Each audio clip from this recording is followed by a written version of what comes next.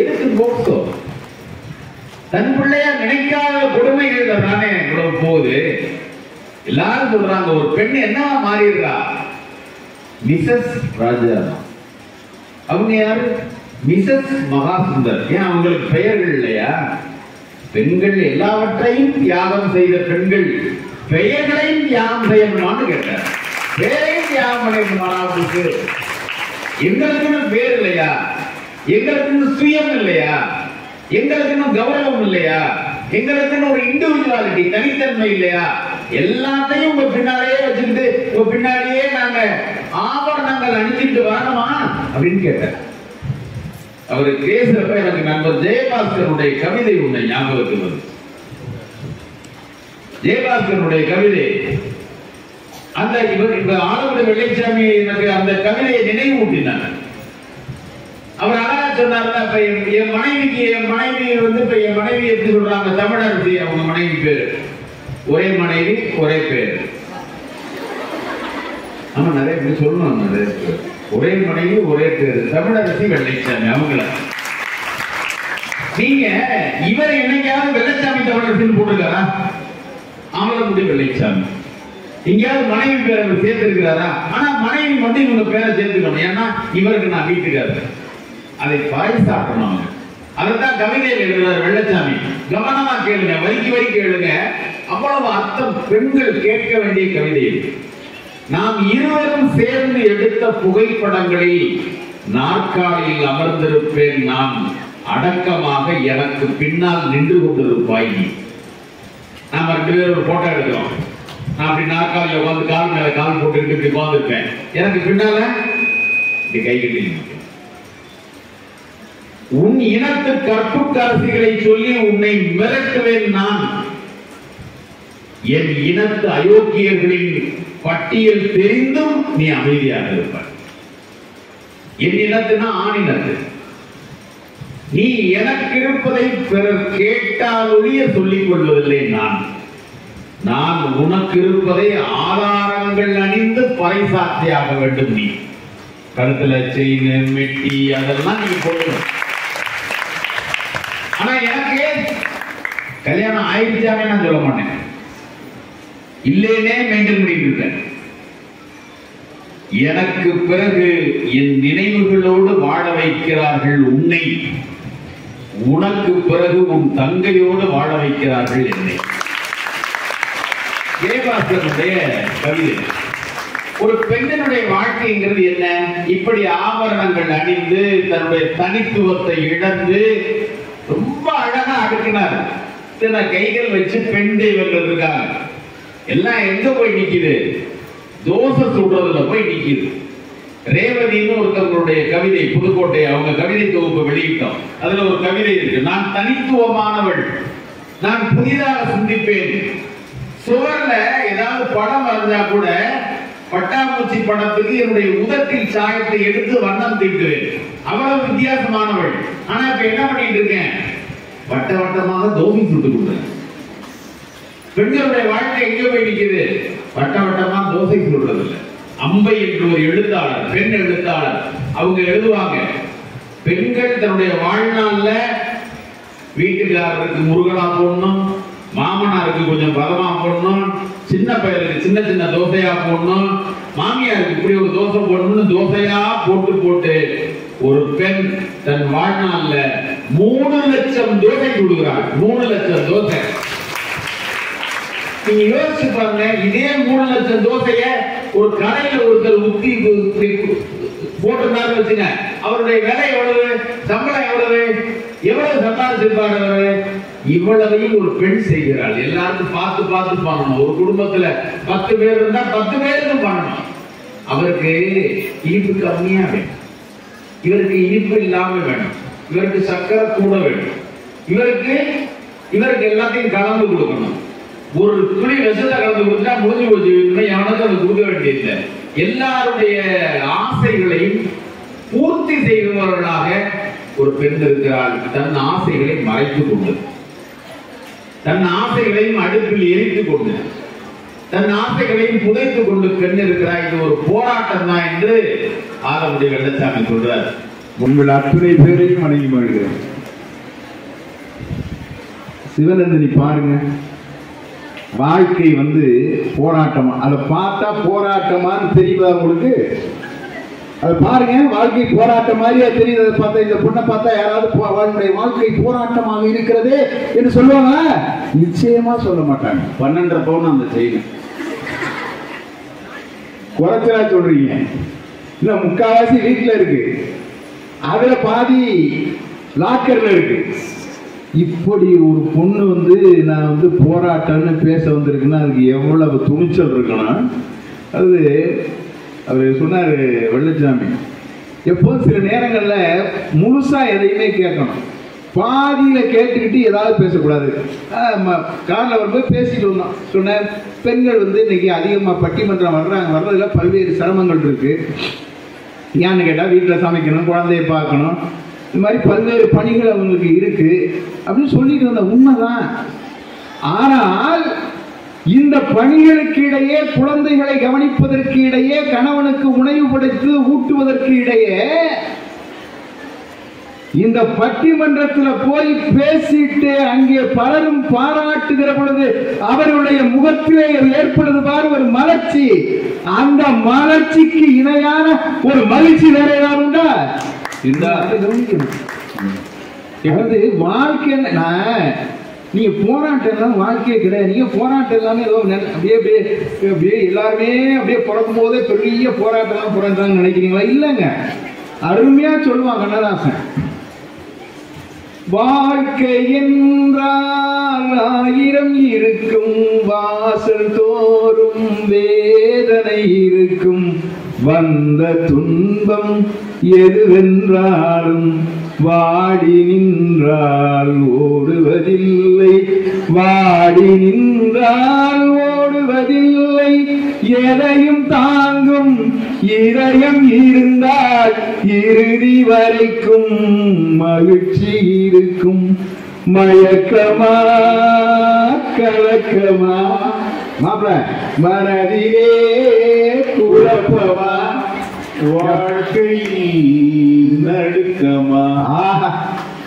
அதாவது மலைவாழ் சொன்னீங்க, அது போராட்டத்தை சந்திச்சுன்னு சொன்னீங்க. ஆனா இன்னைக்கு என்ன நிலைமை? மகிழ்ச்சியா இருக்கலையா? அதோட வாழ்க்கை பூந்தோட்டமாக மாறி இருக்கிறதா இல்லையா? நீங்க ரிசல்ட்டை பார்க்கணும், தொடக்கத்தை பார்க்கக்கூடாது. ஆமா, அதை கடந்து இன்னைக்கு ஒரு ஜட்ஜா பார்த்துருக்காங்கல்ல, இன்னைக்கு பூந்தோட்டமா இருக்கா இல்லையா? நீங்க தலைப்பு ரொம்ப அருமையா கொடுத்துருக்காங்க. இன்றைய வாழ்க்கை, ஆமா, இன்றைய வாழ்க்கை பூந்தோட்டமா போராட்டமா? காட்டுக்குள் தமையந்தி விரட்டப்பட்டால், கடைத்தெருவில் சந்திரபதி விற்கப்பட்டால், வீட்டுக்குள் கிடந்த பதி தன்னை தூக்கி தாசி வீதிக்கே நலாயினி பயணப்பட்டால், நாட்டுக்குள் நடைபெற்ற சூதாட்டத்தின் நடுவினிலே பாஞ்சாலி பணையப்பட்டால், இவங்கெல்லாம் எந்த படத்தில் நடிச்சிருக்காங்க? இது எந்த?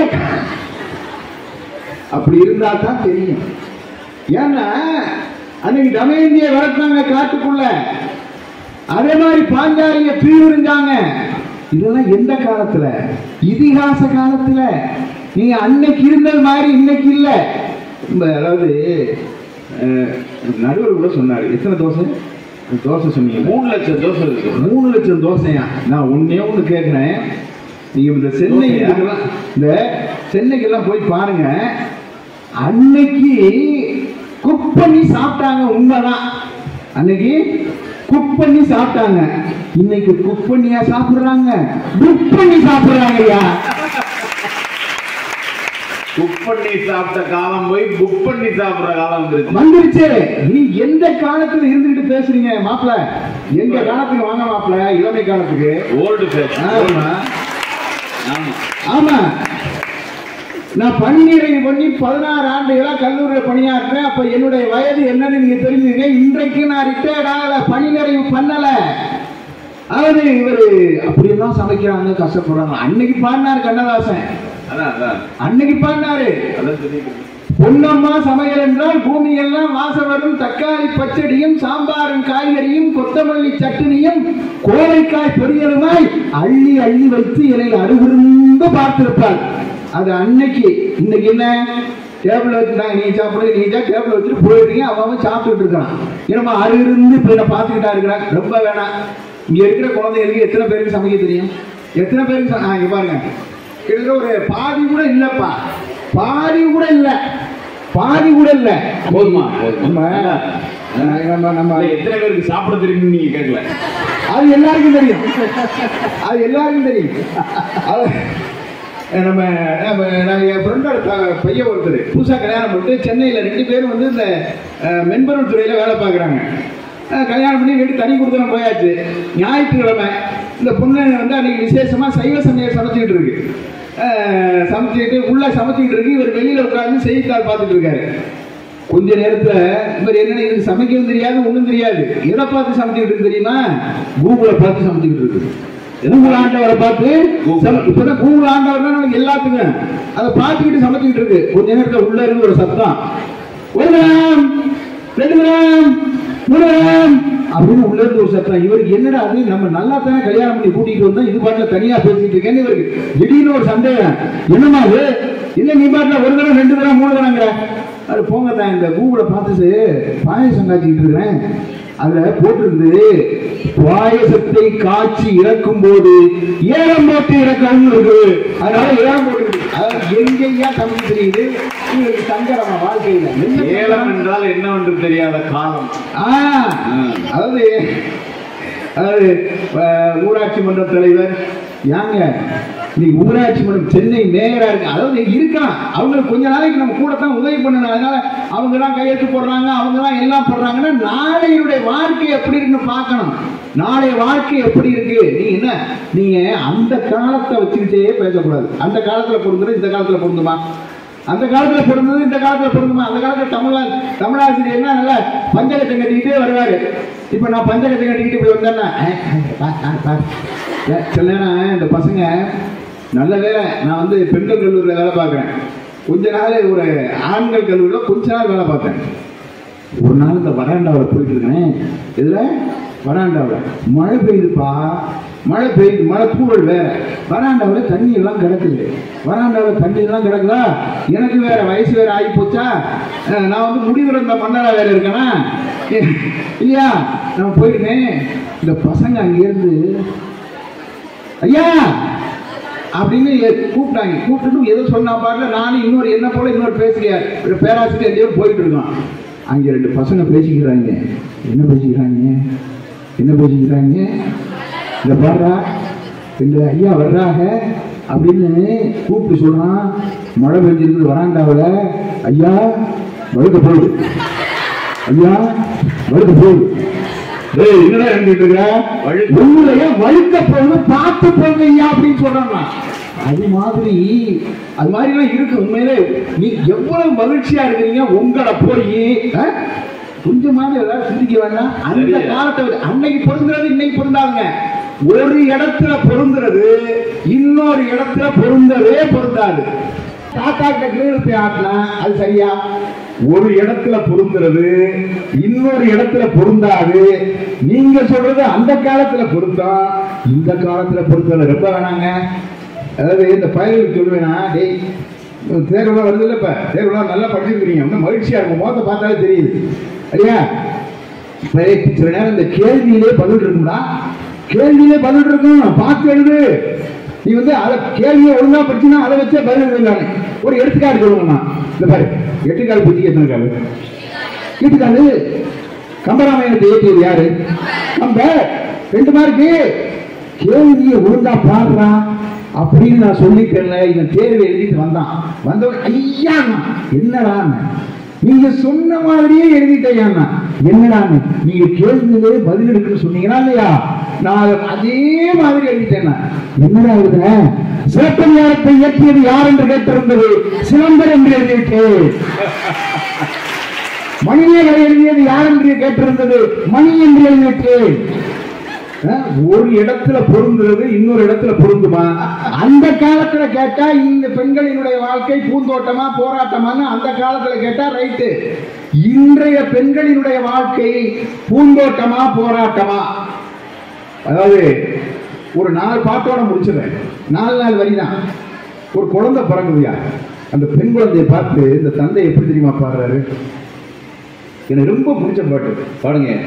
எந்த வாழ்க்கையின் அர்த்தம் சொல்ல பூக்களின் வண்ணம் கொண்டு பிறந்த மகளே என் மகளே, நான் வாழ்ந்தது கொஞ்சம் அந்த வாசத்தில் வந்துதித்து உயிரில் கலந்தாய் என் உறவே. இரு நெஞ்சம் இணைந்து பேசிட உலகில் பாதைகள் எதுவும் தேவையில்லை.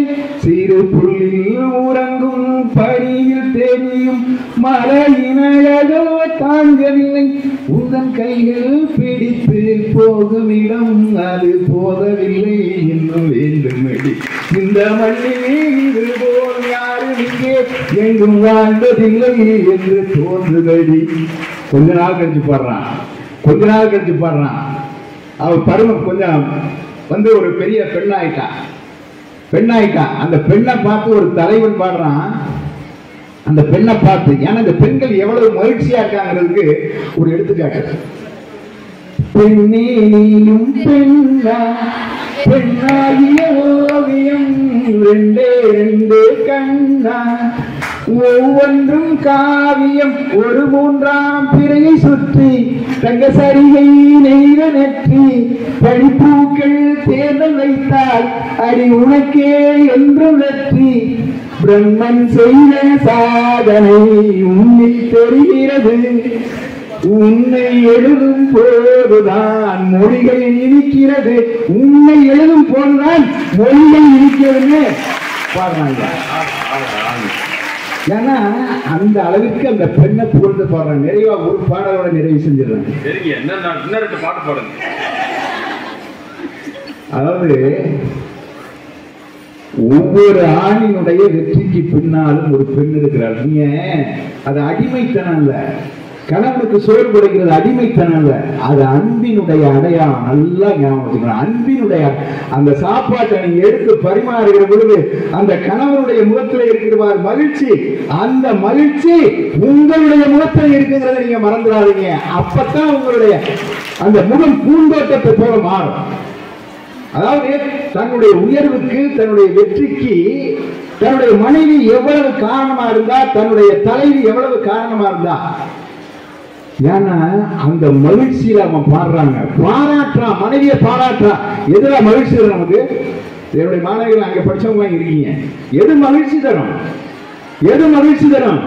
மிகப்பெரிய மகிழ்ச்சி தெரியுமா? ஒருவர் நம்மை பாராட்டுகிற பொழுது ஏற்படுகிற மகிழ்ச்சி, அதை விட பெரிய மகிழ்ச்சி வேற எதுவும் இல்லை. கல்லை கனியாக்கினாள், முல்லை மலராக்கினாள், அந்த வெண்ணிலா. கல்லை கனியாக்கினால், முல்லை மலராக்கினாள். யாரு? நீங்களா? உங்களை அப்படி பாராட்டான். கல்லை கனியாக்கியவள்ளி, முல்லை மலராக்கியவள்ளி. அது மட்டுமா? தரையில் நடந்த நான் வானில்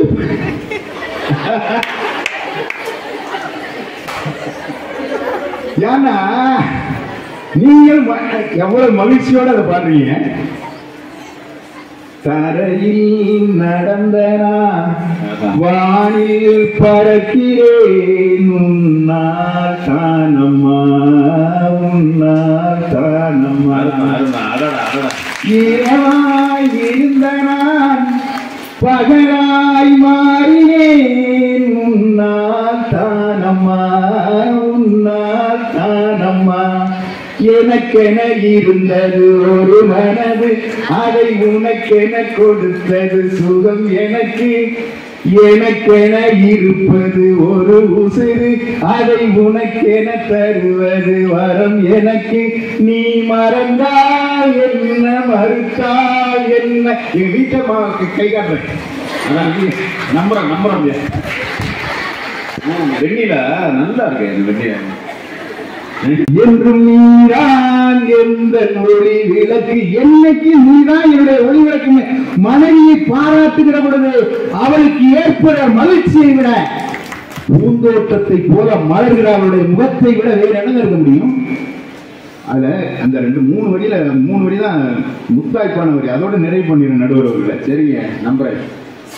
மழையில் நனைகிறேன், குடையாய் வருகிறாய், வெயிலில் நடக்கிறேன், நிழலாய் வருகிறாய், தாகம் என்கிறேன், நீராய் வருகிறாய், சோகம் இதாண்டா சோகம் என்கிறேன், தாயாய் வருகிறாய்.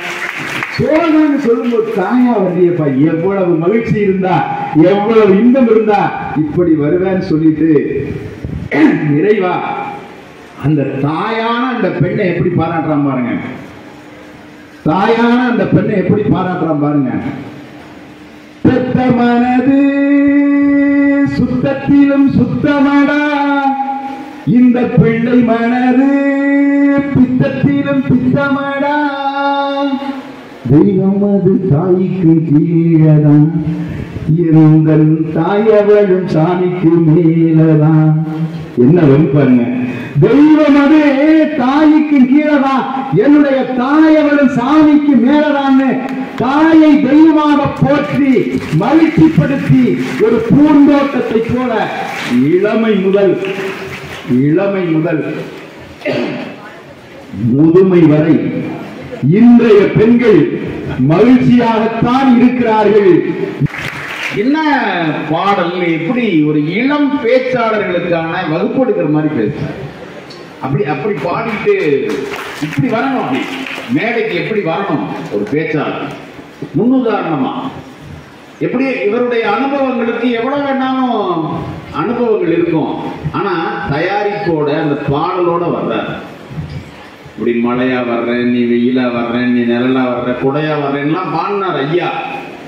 எனக்கு ஒரு பாட்டு வெள்ளச்சாமியாமும் இல்ல நான் பாடுறதுக்கு இல்ல, இந்த ஸ்டைலு தான் ஒரு பாட்டு, சூப்பர் ஸ்டைலு தான், ஃபிகர் தான், சூப்பர் ஃபிகர் தான். அந்த ஃபிகருக்கேற்ற மைனர் நீ தான். அப்புறம் வந்து கிச்சு கிச்சு கிச்சு கிச்சு கிச்சு நிக்குது. 7 மணிக்கு மேல நான் இன்பலட்சுமி, ஒரு பெண்ணை, ஒரு சகோதரியை, ஒரு தாயை, இந்த உலகத்தை தாங்கி கொண்டிருப்பவளை, தெய்வங்கள் நிலையில் இருப்பவளை 7 மணிக்கு மேல இன்பலட்சுமி என்று எழுதுவதற்கு இவனுக்கு எப்படி மனம் வந்தது? அந்த பாட்டை அருமையா எழுதியிருக்கிறாரு. இந்த பாட்டை எப்படி எழுத முடிஞ்சிச்சு? எழுதலாமா அப்படி? பெண்களா ஒரு எப்படி பார்க்குற உங்க முகத்துல ஃபிகரா, அதை ஃபிகர்னா போய் ஒதுக்கி விடுறது அது எவ்வளவு பெரிய சோகம். ஆனா அதையெல்லாம் மீறி இன்னைக்கு ஒரு உச்ச இடத்துல ஸ்ரீபதி போய் உட்கார்ந்துருக்கிறாங்க, நீதிபதியா உட்கார்ந்துருக்கிறாங்க. அப்ப அவங்களுக்கு கீழே தான் இருந்துச்சு எல்லாம். அந்த சமூகம் அவரை படிக்க விடாத சமூகம், அவரை வளர விடாத சமூகம், அவருக்கு கல்வியை வகுத்த சமூகம் எல்லாம் கீழே கையை கட்டிட்டு நிக்கணும். அந்த பெண் மேல போய் உட்கார்ந்து ஒரு நீதிபதி ஸ்தானத்துல உட்கார்ந்துருக்காங்க. அப்படி பூந்தோட்டமா தான் வாழ்க்கை இருக்குன்னு ஐயா மூப்பா அவர்கள் சொன்னாங்க. இல்லைங்க, என் கஷ்டம் எனக்கு தெரியும். நீங்க ஆம்பளை எல்லாம் பேச விட்டீங்கன்னா உங்களுக்கு எப்படி உங்களுக்கு நியாயம் கிடைக்கும்? நல் ஆவின் பால் முழுதும் கன்று கிள்ளை, நெல் ஆகும் கதிர் முழுதும் சோலை கிள்ளை, நிறைகின்ற நீர் முழுதும் குளத்திற்கில்லை, பல் நரம்பு இசை முழுதும் யாருக்கில்லை, எல்லாமே பிறரு குலைக்க காணுகின்றேன், என் வாழ்வும் பிறரு குலைக்க வேண்டுமம்மா என்ற புதுக்கோட்டை மண்ணின் மைந்தன் வாசுப மாணிக்கனாரின் வரிகளை தொட்டு தொடங்குகிறேன். அன்பு வணக்கம் உங்கள் அத்தனை பேருக்கும். நல்ல கும்பிடுமா வாழ்ந்த கவிஞனின் வரிகளை தொட்டு சொன்னாலும் புதுக்கோட்டையை உலகம் முழுவதும் புகழ் பரப்பி வாழ வைத்துக் கொண்டிருக்கக்கூடிய தாய் மாணவரான அன்பு நடுவர் ஐயா அவர்களையும் வணங்கி நன்றி நன்றி. உள்ளதை உள்ளபடி பேசுவோம் என்று பேசி அமர்ந்த என் அணியைச் சேர்ந்த வெள்ளச்சாமி அண்ணன் அவர்களுக்கும், இல்லாத ஒன்றை இருப்பது போல மாயில் பேசி மகிழ்ந்து விடலாம் என்று எனக்கு முன்னால் பேசிய மூப்பா ஐயா அவர்களுக்கும், அதையே தொடர்ந்து கைப்பிடித்து நடக்க வந்திருக்கக்கூடிய மகாசுந்தர் ஐயா அவர்களுக்கும் மன நிறைந்த நன்றிகளோடு வணக்கத்தை பதிவு செய்து, தமிழ் தானே என்று பேசியவர்களுக்கு மத்தியில் தமிழ் தேனே என்று தேனூர் அமர்ந்திருக்கக்கூடிய தமிழ்துறை மாணாக்கர்கள் அத்தனை பேருக்கும், வண்ணங்களில் மட்டும் ஒற்றுமை அல்ல, எங்கள் எண்ணங்களும் ஒற்றுமைதான் என்று கர்வத்தோடு இருக்கக்கூடிய என் கல்லூரி மாணாக்கர்கள் அத்தனை பேருக்கும் படித்த காலத்திலிருந்து படித்து முடித்த காலம் பிறகும் என் துறை பேராசிரியர்கள் மகளே என்று அழைப்பது போல என் கல்லூரி பேராசிரியர்களும் பாரபட்சம் பார்க்காமல் எல்லோரும் என் பிள்ளைகள் என்று கோரத்தோடு இருக்கக்கூடிய அத்தனை தாயுள்ளம் படைத்த பேராசிரியர் பெருமக்களுக்கும் சிறந்தாண்ட நன்றிகள் இந்த நேரத்தில் பதிவு செய்து கொண்டு தலைப்புக்கு வந்துருவோம். ஐயா, தலைப்பு என்ன? ஒரு முறை நீங்க சொல்லுங்களேன், நான் கேட்டுக்கிறேன். இன்றைய பெண்களுடைய வாழ்க்கை போராட்டமா பூந்தோட்டம்? ஏன்னு கேட்டா, எனக்கு முன்னாடி மூப்பாயா தலைப்பை கிட்டத்தட்ட ஒரு 4-5 முறை சொன்னார். இன்றைய பெண்கள், நான் சொல்றேன், இன்றைய வாழ்க்கை பூந்தோட்டமா போராட்டமான்னு கேட்டா நானும் வெள்ளச்சாமி இந்த அன்னைக்கு வந்திருக்கோம். இன்றைய பெண்களின் வாழ்க்கை இடையில ஒரு வார்த்தை போட்டாங்க, இன்றைய பெண்களின் வாழ்க்கை பூந்தோட்டமா போராட்டமா. எதை பத்தியுமே கவலைப்படாம இந்த 2 பேர் இந்த பக்கம் போறாங்க, 2 பேர் போறாங்க. நம்ம இவ்வளவு பேர் கத்திக்கிட்டு இருக்கோம். நான் முதல்ல இருந்தே பாக்குறேன், 2 சகோதரிகள் அப்படியே போனாங்க. இந்த பக்கம் நிமிந்து கூட பார்க்கல. இந்த பக்கம் 2 பேர் போனாங்க. இந்த பக்கம் என்ன நடக்குதுன்னே பார்க்கல. நான் முதல்ல இருந்தே கவனிக்கிறேன். நம்ம இவ்வளவு பேர் மெனக்கெட்டு உட்காந்து பேசிக்கிட்டு இருக்கோம். மைக் இவ்வளவு சவுண்ட் அங்க எல்லாருக்கும் கேட்குது. அழகா போறாங்களே. இது ஒரு ஜென் தத்துவம் மாதிரி. இந்த உலகத்துல எது வேணாலும் நடக்கலாம், நாம எதை பத்தியும் கண்டுக்கூடாது அப்படின்னு நினைக்கிறாங்க. தொடருங்க. ஐயா அவர்கள் பேசும்போது நிறைவா ஒரு 4 பாட்டு பாடி முடிச்சிடுறேன். நீங்கெல்லாம் நேற்றைய நினைவுகளை நினைத்து பேச வந்திருக்கீங்க, இன்றைய நிகழ்காலத்துக்கு வாங்கன்னு ஐயா சொன்னார். நானும் அதான் சொல்றேன். நீங்க பாடின பாட்டெல்லாம் ஒரு 10-15 ஆண்டுகளுக்கு முன்னால் எடுத்த, அதாவது 90s, அதற்கப்புறம் வந்த பாடல்கள். அது எப்படி நேற்றைய நினைவுகள் தானே. ஐயா கல்லூரி படிக்கும் போது பார்த்த பெண்ணையும் கல்லூரி படிக்கும் போது பார்த்து ரசித்த பாடல்களை சொல்லிதானே உங்களால் பூந்தோட்டம் என்று சொல்ல முடிந்தது. இப்ப நாங்க தூக்கி சொல்லிருக்காங்க ஐயா. இப்ப நடைமுறையில் வந்த திரைப்படங்கள், அதில் வந்த பாடல்கள் ஏதாவது ஒரு பாட்டை மையப்படுத்தி இது பெண் பிள்ளைகளின் மகிழ்ச்சியை சொன்ன பாடல் நீங்க சொல்லிட்டீங்கன்னா நான் ஏத்துக்கிறேன் ஐயா. ஒரு காலத்துல இப்ப வரைக்குமே சினிமாக்கள் வருடத்திற்கு 350 திரைப்படங்கள் வெளியாகிறது. அதுல 3 திரைப்படமோ 4 திரைப்படம் மட்டும்தான் பெண் பிள்ளைகளை, தாயை, மனைவியை, தங்கையை பற்றி புகழ்ந்து பேசுவது மாதிரியோ பெருமிதமாக சொல்கிறது. மீது எந்த படங்களும் பெண்களை புகழ்ந்து சொல்லல. அவங்கள இழிவா அவ பெண்ணா எவண்டி ஒன்ன பெத்தான் என்று திட்டி தீர்க்கின்ற திரைப்படம் தானே வந்துகிட்டு இருக்கு. அவ்வளவு இல்லைங்க. ஒரு திரைப்படம் வெற்றி பெறணும் அப்படின்னா ஊட்டி கொடைக்கானல போயிட்டு ஒரு காட்சியாக எடுக்கணும்னு எல்லா தயாரிப்பாளரும் ஆசைப்படுவார்கள். கதாநாயகனுடைய ஆடையை பார்த்தீங்கன்னா நல்லா கோட்டு சூட் எல்லாம் போட்டு அப்படி திண்ணு நிற்பார். ஒரு குளிர்போ உள்ள போகாது. பக்கத்திலே ஒரு பெண்ணெண்ணி இருப்பாள். துடை தெரிய, தொப்புள் தெரிய, கை முழுக்க இல்லாமல் அந்த குளிரும் நடுங்கில் கூட மாறுவம் தெரிய அடையக்கூடிய ஆடைகளை அணிந்து நடக்கக்கூடிய அவல நிலைமை இந்த பொருளாதார ரீதியான டெக்னாலஜி வந்த காலத்திலும் ஒரு கேவலமான சூழல் இருக்கும் போது எப்படி எங்க வாழ்க்கை நீங்க பூந்தோட்டம்னு சொல்லுவீங்க? சிக்கனமா இருக்கணும்னு ஆசைப்படுறாங்க. சதையை வைத்து திரைப்படங்கள் வந்த காலம் போய் பெண்களின் சதையை வைத்து இன்னைக்கு திரைப்படம் எடுக்கிறாங்களா இல்லையா? அது எப்படி சரி? நடுவரையா தொடக்கத்திலே சொன்னார், ஒரு பாடல் காட்சி என் பொண்ணோட உட்கார்ந்து பார்க்க முடியல. பாடல் காட்சி மட்டுமாங்க, ஒரு விளம்பரம், ஒரு செண்டு பாட்டில் விளம்பரங்க, ஒரு சிகரெட் விளம்பரங்க, அதுக்கு ஒரு பெண் தேவைப்படுகிறான். இந்த ஒரு பொருளை விற்பதற்கு ஒரு ஆணுடைய கையிலேயே அவருடைய பணியனை விற்பதற்கு கூட பெண்களை காட்சி பொருளாகவும் காம பொருளாகவும் பார்க்கக்கூடிய சமூகம் எங்களுக்கு எப்படி பூந்தோட்டமா இருக்கும்? அருமை. காசி ஆனந்தனுடைய கவிதை ஒன்று சொல்றாரு, பெண்ணை குளிப்பாட்டி அழுக்காக்குகிறான் விளம்பரத்தில் அப்படிங்கிறார். குளிப்பாட்டி அழுக்காக்குகிறான் விளம்பரத்தில் அப்படிங்கிறார். அருமை. கவிஞர் தாமரை அவர்களை பற்றி இந்த அவை குறிப்பிட்டு பேசியது. அதே கவிஞர் தாமரை அவர்கள் ஒரு கவிதை எழுதியிருக்கிறார். பெண்கள், நாங்கள் கதவுகளுக்கு பின்னால் என்று பேச வேண்டியவர்கள். சட்டென்று வெளியே வந்து யாரையும் பார்த்து ருசித்து சற்று பேசிவிட முடியாது. நான் என் கழுத்தில் அணிந்திருக்கக்கூடிய ஆபரணங்களின் எடையால் என் உயரம் ஒரு அங்குலம் குறைந்திருக்க கூடும். என் விரையில் வைக்கிறமை அழியுமா அழியாதா என்ற எண்ணத்திலே என்னுடைய அரசியல் அறிவு முற்று போகிறது. நான் இதை படிக்கலாமா அதை படிக்கலாமா என்று யோசிப்பதற்கு முன்னால் நாளை இதை சமைக்கலாமா எதை சமைக்கலாமா என்ற சிந்தனையை என் வாழ்வு போய்விடுகிறது. கவிஞர் தாமரை எழுதியிருக்காங்க. சொன்னா பெண்களின் வாழ்க்கை எப்படிங்க பூந்தோட்டமா இருக்கும்? 1% பெண்கள் சாதித்து விட்டார்களே என்பதை கூட தாங்கிக் கொள்ள முடியாமல் பூந்தோட்டோடு பேச வந்துட்டீங்களே. இது 99% பெண் பிள்ளைகள் எங்கு சென்றார்கள்? ஞாயிற்றுக்கிழமை பிறந்துருச்சா நாய் போடாத பாடுபடும். ஒரு பெண் பேசினால் வாயாடி, பேசாவிட்டால் ஊமை, கேட்கிற கேள்விக்கு பதில் சொன்னா உமுனா மூஞ்சி, திமிரு பிடிச்சவ, கல்யாணம் ஆகலன்னா விதவ, கல்யாணம் ஆகலன்னா உதிர்கண்ணி, கல்யாணம் ஆகி புருஷன் சேர்த்து போயிட்டான அவ விதவ, அப்படியே ஒருவேளை கல்யாணம் ஆகி கணவனும் நல்லா இருந்து குழந்தை பெற்றுக்கலாம்னா அவ மலடி. இது இரண்டுமே செஞ்சு அவனுக்கு முதல்ல ஒரு பெண் குழந்தை பிறந்து இரண்டாவது ஒரு பெண் குழந்தை பிறந்து விட்டால் என்ன இரண்டாவதும் பொண்ணா என்று ஒரு பெண் பிள்ளை பிறந்ததிலிருந்து கெட்ட பெயர்களா சுட்டி சுட்டி இந்த காலகட்டம் வரைக்கும் பேசிக்கிட்டு இருக்கீங்க. அப்புறம் எப்படிங்க எங்க வாழ்க்கையில நிம்மதி இருக்கு? எங்க நிம்மதி இருக்கிறது? நீங்க எங்களால் விருப்பப்பட்டதை கூட போக முடியலங்க, சாப்பிட முடியலங்க.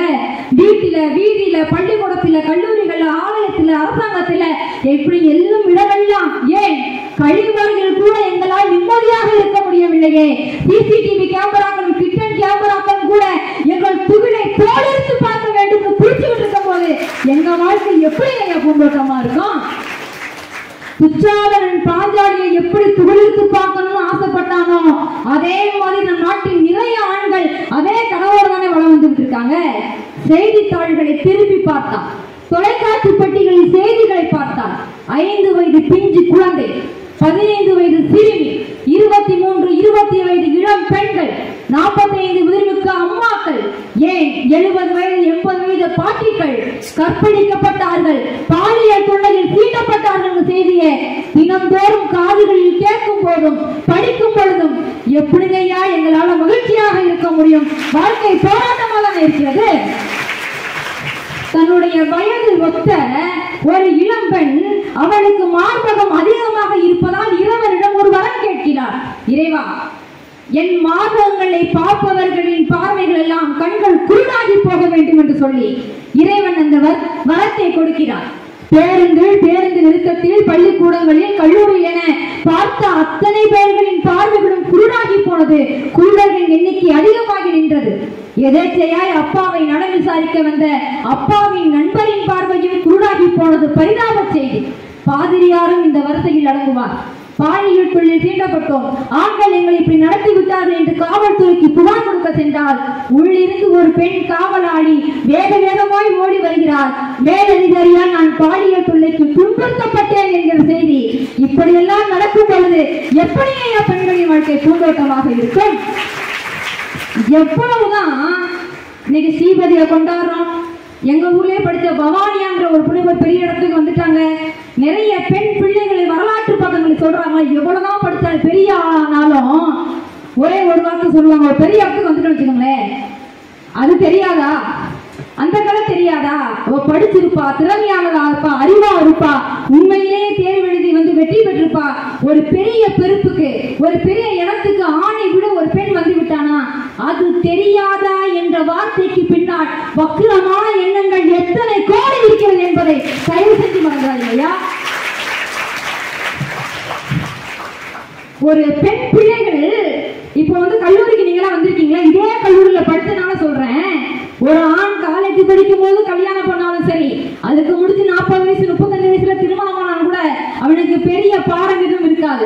பட்டிமன்ற பேச்சாளர்களை பற்றி இந்த அவை பேசியது. இன்று தமிழகத்தில் பட்டிமன்றம் நடக்குகின்ற வேலைகளில் 99.9% ஆண் பேச்சாளர்கள் தன் மனைவியையும் தன் பிள்ளைகளையும் தங்கச்சிகளையும் எளிதாக பேசிதான் இன்னைக்கு நிறைய பட்டிமன்ற வேலைகள் பெண்ணை ஒரு காட்சி பொருளாக பேசிக் கொண்டிருக்கிறார்கள். என் பொண்டாட்டி என்னை ஒழுங்கா பாத்துக்கிறது இல்ல, என் பொண்டாட்டி என்னை அடிச்சிருவா, என் பொண்டாட்டி நான் வாயே திறக்க முடியாதுன்னு உங்கள் மனைவியை தரம் தாழ்த்தி பேசக்கூடிய எத்தனை பட்டிமன்றங்கள் இன்னைக்கு டிவியில் நான் பார்க்க முடியும் தெரியுமா? ஆனால் ஐயா, நான் தொடக்கத்திலே சொல்லிட்டேன் தாய் மாணவர் அப்படின்னு. நன்றிமா. என்ன இவங்கதான் மற்றவங்க அந்த இவங்க. அதே மாதிரி மூப்பாயா சொல்லும் போது சொன்னார், ஸ்ரீபதி நீங்க ஃபைனல் ரிசல்ட்டா தான் பார்க்கணும். ரிசல்ட்ல ஜட்ஜ் ஆயிட்டாங்கல்ல, ரிசல்ட்ல ஜனாதிபதி ஆயிட்டாங்கன்னு. ஐயா, நீங்கள் ரிசல்ட்டை மட்டும் பார்த்து பூந்தோட்டம் என்று பேசி விட்டீர்கள். அந்த ரிசல்ட் பாசிட்டிவாக வர வேண்டும் என்பதற்காக எத்தனை கோடி வழிகளையும் வேதனைகளையும் துக்கங்களையும் தூக்கங்களையும் இழந்து இன்னைக்கு பல பெண்கள் சாதித்துக் கொண்டிருக்கிறார்கள் என்று அவர்களுடைய சொந்த பக்கங்களை நீங்கள் ஒரு முறை திருப்பி பார்த்தால், பொதுப்படையான பக்கங்களை மட்டும் பார்த்து பேசிவிடக் கூடாது, சொந்த பக்கங்களை பார்க்க வேண்டும்.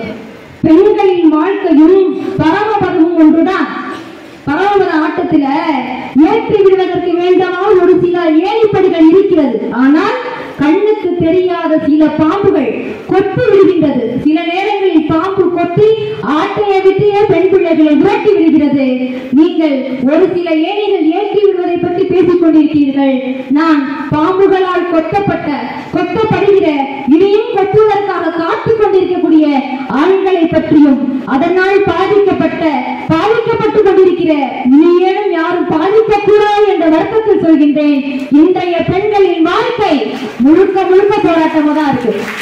காலேஜுக்கு வராங்க இல்லையா, இதே கல்லூரியில் நான் படிக்கும் போது பார்த்திருக்கேன், இப்போ உண்டு. கல்யாணம் காலேஜ் படிக்கும் போதே செஞ்சு வச்சிடறாங்க.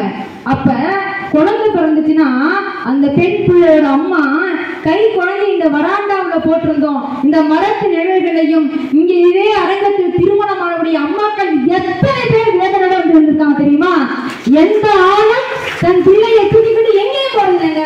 ஆனால் ஒரு பெண், நான் படிக்கணும், என் வீட்டை பார்த்துக்கணும், பெண் என்கின்ற சுயத்தோடு வாழ வேண்டும் என்பதற்காக எங்களுக்கான சுயத்தை காப்பதற்கு கூட என் வீட்டுக்கார மனசு நோகக்கூடாது, எங்கள் மாமியார் மனசு நோகக்கூடாது, எங்க மாமனார் மனசு நோகக்கூடாது, கொழுந்தனார் வருத்தப்படக்கூடாது, நாத்தனார் கோபித்துக் கொள்ளக்கூடாது என்று எங்கள் மகிழ்ச்சியை தியாகம் செய்து கொண்டு நாங்கள் வாழ்க்கையின் உச்சத்திற்கு வரும்பொழுது அதை எப்படி பூந்தோட்டத்தின் பக்கத்தில் சேர்க்க முடியும்? இன்னொரு சொல்றீங்க, எத்தனை காலத்துதான் பெண் பிள்ளைகளை, பெண்களை, தாய்களை, மனைவிகளை நீங்கள் சுயத்தின் பக்கத்தில் இல்லாமல் தியாகத்தின் பக்கமே சேர்த்துக் கொண்டிருப்பீர்கள்? தயவு செய்து, பெண் என்பவள் பாவப்பட்டவள் அல்ல. நீங்கள் புகழ்வதற்காக, நீ அழகா இருக்கன்னு புகழ்வதற்காக ஒரு பொருள் அல்ல. அவள் சுயத்தின் பக்கம் நிற்க வேண்டியவள். பெண் பிள்ளைகள் புகழ்ச்சிக்காக பிறக்கவில்லை, புரட்சிக்காக பிறக்கப்பட்டவள் என்ற நீங்க என்ன கேட்டுப்பீங்க? இன்னொரு சொல்றேங்க, இது யாராலையும் ஏற்றுக்கொள்ள முடியாத ஒன்று. 17 வயது இளம் பெண், ரொம்ப அழகா இருப்பா, நல்லா படிச்சிருக்கா, அவளை விட 2 மடங்கு அதிகமான ஒரு ஆண் காதலிக்க வற்புறுத்துறான். முடியாதுன்னு சொன்னதுனால ஆசிட்டை விட்டு எரிஞ்சிடறான். ஆசிட்டை விட்டு எரிஞ்ச உடனே துடியா துடித்து மருத்துவமனையில் இருந்து 90 நாட்களுக்கு பிறகு உயிர் மீண்டு வருகிறாள். வீட்டுக்கு தன் அறைக்குள் போகும்போது அந்த அறையில எந்த கண்ணாடியும் இல்லாம அவங்க பெற்றோர்கள் பார்த்துக்கிறாங்க. ஏன்னா அவ முகம் முழுவதும் சிதைந்து உடலெல்லாம் கருகி பார்க்க முடியாத அளவுக்கு இருக்கா. எங்கே தன் பிள்ளை பார்த்தால் அவள் பயந்து விடுவாளோ, வேதனை அடைவாளோ என்று தன் வீட்டில் கண்ணாடி கூட வைக்காமல் அவளை பொத்தி பொத்தி பார்த்துக்கிறாங்க. இவளுக்கு சந்தேகம் வந்து விட்டது. அதனாலே ஒரு கண்ணாடி வாங்கி தன் முகத்தை பார்க்கிறாள். ஆசிட்டு அடிக்கும் பொழுது எரிந்த எரிச்சலை விட, அந்த வலியை விட தன் முகம் சிறந்து விட்டதே என்ற அந்த வலி அந்த பெண் துடியெடுத்து போனாள். ஆனால் அதற்கெல்லாம் முற்றுப்புள்ளி வைப்பது மாதிரி இன்று அமெரிக்காவில் பிரபலமான தொலைக்காட்சியில நிகழ்ச்சி தொகுப்பாளராக பணியாற்றி வருகிறார். அவளிடத்தில் பேட்டி எடுப்பவர்கள் கேட்கிறார்கள், நீங்கள் எப்படி இவ்வளவு துணிச்சலோ இந்த வேலைக்கு வந்தீர்கள் என்று. அதற்கு அந்த பெண் சொல்கிறார், என் மீது ஆசிட் அடித்தானே, அவனின் முகத்தை வேண்டுமானால் சிதைத்து விடலாம், ஆனால் ஒருபோதும் என் புன்னகையை சிதைத்து விட முடியாது. என் புன்னகைதான் எனக்கு ஒரே மருந்து என்று சொல்லி ஆசிட்டால் பாதிக்கப்பட்ட, இன்றும் பெண் பிள்ளைகள் பாதிக்கப்பட்ட பெண் பிள்ளைகளுக்கு ஒரு அமைப்பை தொடங்கி, ஒரு மையத்தை தொடங்கி அவர்களுக்கு உந்து சக்தியாக தைரியம் கொடுத்துக் கொண்டிருக்கிறாளே லட்சுமி அகர்வால். அவளை நீங்கள் பூந்தோட்டத்தின் பக்கம் சேர்ப்பீர்களா, போராட்டத்தின் பக்கம் சேர்ப்பீர்களா? நடுவர் அவர்கள் தான் தீர்ப்பு சொல்ல வேண்டும். ஒரே ஒரு சான்று அமெரிக்காவில் இருந்து சொல்லிவிட்டதனால் இன்று நிறைய பெண்கள் நிகழ்ச்சி தொகுப்பாளராக, பள்ளி முதல்வராக, பேராசிரியர் பெருமக்களாக, அரசு அலுவலகங்களில் விஓக்களாக, இன்னைக்கு எல்லா இடங்களிலும், ஏன் அரசியல் கட்சியில் அரசியல் தலைவர்களாக வந்தாலும் கூட இவள் பெண் தானே என்று கீழ் குனிந்து கீழ்த்தரமாக பார்க்கக்கூடிய சிந்தனை நிரம்பி வடிகின்றது. அந்த சிந்தனை மாறும் வரைக்கும் பெண்களின் வாழ்க்கை ஒரு நாளும் பூந்தோட்டமாக அமையாது என்று சொல்லிவிட்டு, நிகழ்ந்த நன்னடை, நேர்கொண்ட பார்வை, நிலத்தில் யாருக்கும் அஞ்சாத நெறிகள், திமிர்ந்த ஞான செருக்கு, எதற்கும் அஞ்சோம், எதிரேறிலும் விடப்பட மாட்டோம், நாங்கள் பாரதி கண்ட புதுமை பெண்கள் என்று வீடு நடை போடுங்கள். உங்களிடத்தில் ஏதோ ஒரு ஆண், என கிராமப்புறங்களில் வரக்கூடிய மாணவிகள் இங்கு ஏராளம். அதனால் இதை ஒன்றை மட்டும் சொல்லி நிறைவு செய்கின்றேன். யாரோ ஒரு நபர் உங்களை தவறாக பார்க்கிறார், தவறாக பேசுகிறார், இல்லை சிரித்து சிரித்து பேசுகிறார் என்று சொன்னாலும் கூட அது ஆபத்துதான். உடனடியாக நம் துறை பேராசிரியர்களையோ கல்லூரி முதல்வரிடத்திலேயோ இல்லை என்றால் அதற்காகவே நிறைய செய்திகள் வந்துவிட்டது. கூச்சப்படாமல் பயப்படாமல் முதலில் குரல் கொடுங்கள். சிரித்து சிரித்து பேசுபவர்கள் தான் இந்த உலகத்தில் ஆபத்தானவர்கள். முறைத்து செல்பவர்கள் அதைவிட கொடுமையானவர்கள். எந்த கொடுமைகளும் சிக்கிக் கொள்ளாமல் புகழ்ச்சிக்கு பெண்கள் பிறக்கவில்லை என்பதை இந்த கணத்தில் இருந்து பூரிப்போட சொல்லுங்கள். நான் அழகானவள், அதற்கு மேலாக திகுரானவள். ஏனென்றால் வீரமங்க வேலு நாச்சியாரும் டாக்டர் முத்துலட்சுமி ரெட்டியும் எங்கள் மண்ணில் பிறந்தவர்கள் என்ற கர்வம் எங்களுக்கு குழுவதாக ஒன்று நாளொட்டு சொல்லுங்கள். நாங்கள் போராடி கொண்டுதான் இருக்கிறோம். பாவலேறு பெருஞ்சித்தினாரின் கவிதை வரிகள் ஒன்றை மட்டும் சொல்கின்றேன். யாவரும் ஓரிடம் நினைவிருந்ததா, யாவரும் மாந்தரனை நினைத்தனரா, ஒருவனுக்கு பகுத்திட ஒருவன் உண்கிறான். கூரைகள் பிரிந்த குடிசைகள் ஒரு புறம், கோபுரங்கள் கட்டிய மாளிகைகள் ஒரு புறம். மலர்குடை ஒருத்தி மண்டையில் சுமப்பாள், மலர்குடை ஒருத்தி கொண்டையில் சுமப்பாள். எத்தனை எத்தனை ஏற்ற தாழ்வுகள் பார்த்தாயா தம்பி. இனி நம் வாழ்க்கை வேண்டுமென்றால், நம் வாழ வேண்டுமென்றால் இனி நாம் தான் களத்தில் இறங்கி போராட வேண்டும் என்ற வரிகளை உங்களிடத்து சொல்லிவிட்டு நமக்கான உரிமையும் நமக்கான கடமையும் போராடிதான் பெற வேண்டும். போராட்ட குணத்தோடு இருங்கள். பெண்களின் வாழ்க்கை முழுக்க முழுக்க போராட்டமாகவே இருக்கிறது என்ற வருத்தத்தை சொல்லி இனியாவது பூந்தோட்டமாக மாறட்டும் என்ற வாழ்த்துக்களையும் கூறி உங்களிடமிருந்து விடைபாருகிறேன். நன்றி, வணக்கம். ஒரு பெண் குரல்ல இருந்து பெண்ணை பற்றி படம் பிடிச்சு பேசுறதுங்கிறது அந்த வழி அவங்களுக்குள்ள உணர்ந்த வழி. நாங்க தெரிந்த வழிய மொழிபெயர்க்கிறோம், அவர் அறிந்த வழியை சொல்றார். அவ்வளவு மேடையில ஏறி வந்துட முடியுமா? அவ்வளவு சாதாரணமா விட்டுருவாங்களா? உவே சுவாமிநாதையர் என் சரித்திரம்னு ஒரு நூல் எழுதியிருக்கிறார்.